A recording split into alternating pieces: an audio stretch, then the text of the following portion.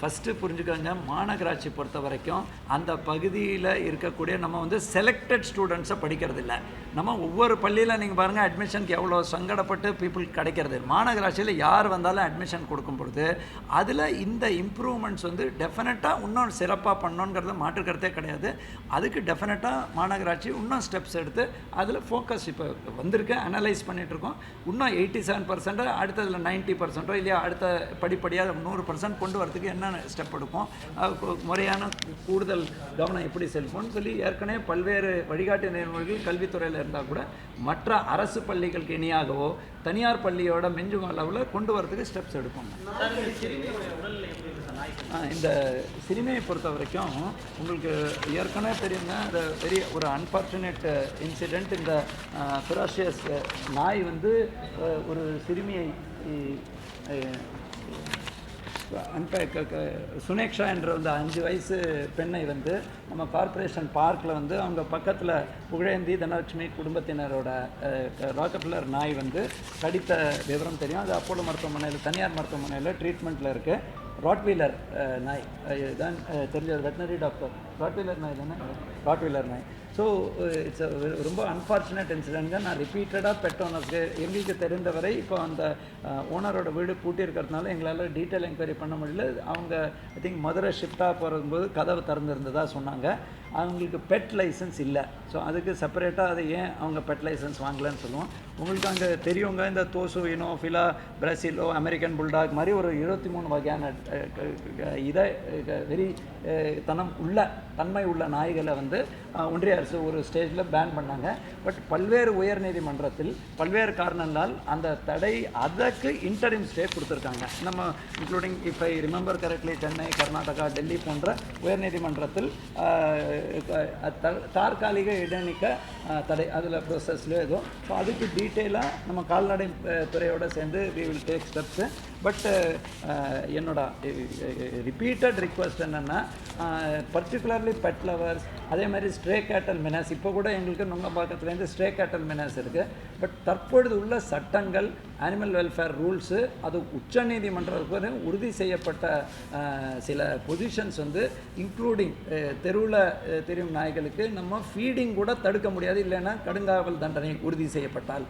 அதே மாதிரி கருத்தடை பண்ணி திருப்பி அதே இடத்துல தான் கொண்டு வரக்கூடிய சட்டங்கள் இருக்குது. ஸோ அந்த விதிமுறைகள் இருக்குது, animal welfare rules. So animal welfare போர்டோட ரூல்ஸு அதை உயர்நீதிமன்றம் வரைக்கும் 2008-09 உச்சநீதிமன்றம் வரைக்கும் உறுதிப்பட்டிருக்கேன். ஸோ இந்த ரீசெண்ட் டைம்ஸில் அதே மாதிரி இப்போ ஃபெராஷியஸ் டாக் அதை வந்து ப்ரீட் பண்ணக்கூடாதுன்னெல்லாம் கண்டிஷன் இருக்கும். இந்த மாதிரி இல்லீகல் ப்ரீடிங், ஏன் சில அனிமல் வெல்ஃபேர் இதுவுமே அதுக்கு சப்போர்ட்டிவாக சில டைரக்ஷன்ஸ் கொடுக்குறாங்க. ஸோ இது மீண்டும் எங்களோட பெட் ஓனர்ஸ், கம்பேனியன்ஸ் அப்படின்னு வைக்கும்போது உங்களுக்கு கம்பேனியன் இருக்கான், பட் இன்னொருத்தருக்கு இடையூறாக இருக்கான். ப்ராக்டிக்கலாக மாநகராட்சிக்கு சவால் வரும்போது எங்களுக்கு இந்த மாதிரி டெக்னிக்கலாக பதில் சொல்லி அது கடித்தவர்களுக்கு அது புரிய மாட்டேங்கிறது. எனக்கு கடிக்கிறது வலிக்கிறது சார், நீங்கள் வந்து ஸ்ட்ரே டாக் ஃபீடிங்கை நடக்கிறது இல்லை. ஸோ இது டெஃபினட்டாக திருப்பி நாங்கள் உயர்நீதிமன்றத்துக்கு சென்று இந்த விளக்கத்தை மட்டும் இல்லாமல் அந்த கால்நடைகளுக்கு பாதிப்பின்றி இப்போ குறிப்பாக நாய் ஆர்வலரோட கருத்தையும் கருத்தில் கொண்டு, பட் அவர்களையும் புரிய வைத்து சம்வேர் டவுன் த லைன் நம்ம மீட்டிங் பாயிண்ட் பண்ணணும். குறிப்பாக வேக்சினேஷன்ஸ் ரொம்ப இம்பார்ட்டன்ட். இந்த பர்டிகுலர் நாய்க்கு அனைத்து வேக்சினேஷன்ஸ் இருக்கலாம். அதையும் இப்போ என்கொயரி பண்ணி நோட்டீஸ் எல்லாம் கொடுத்து அதுக்கப்புறம் டீட்டெயிலாக நாங்கள் ரிப்போர்ட் கொடுக்குறோம்.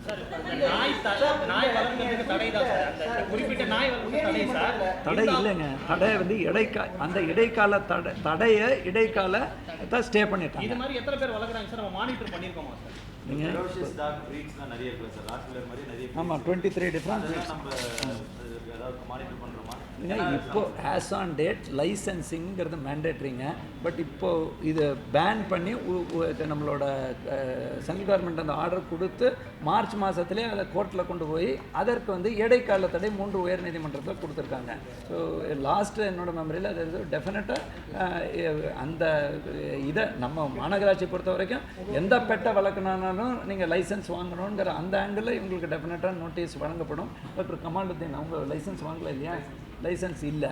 ஸோ அதை நாங்கள் ஒவ்வொரு தரமும் விழிப்புணர்வு பண்ணுறோம். ஆன்லைனில் லைசன்ஸ் வாங்கிக்கலான்னு சொல்கிறோம், தடுப்பூசி இலவசம்னு சொல்கிறோம். பட் அந்த ஒத்துழைப்புனா டெஃபினட்டாக அதில் சட்டப்படி அகெயின் அதில் வந்து நோட்டீஸ் போட்டு பெனால்ட்டி தான் இருக்குது.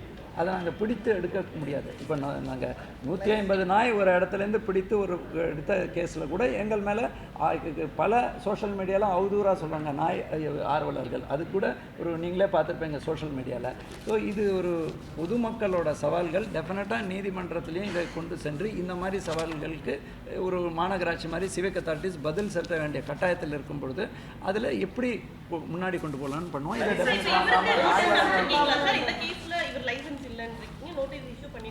இப்போ கார்த்தாலே அவங்க வீட்டுக்கு அனுப்பிச்சு நோட்டீஸ் இஷ்யூ பண்ணுறதுக்கு நடவடிக்கை எடுத்திருப்பாங்க. இல்லைம்மா, அன்ஃபார்ச்சுனேட்லி இந்த கால்நடைகளுக்கு அனிமல் வெல்ஃபேர் போர்டு ரூல்ஸும் சில ரொம்ப ஸ்ட்ரிஞ்சண்ட்டாக இருக்குது.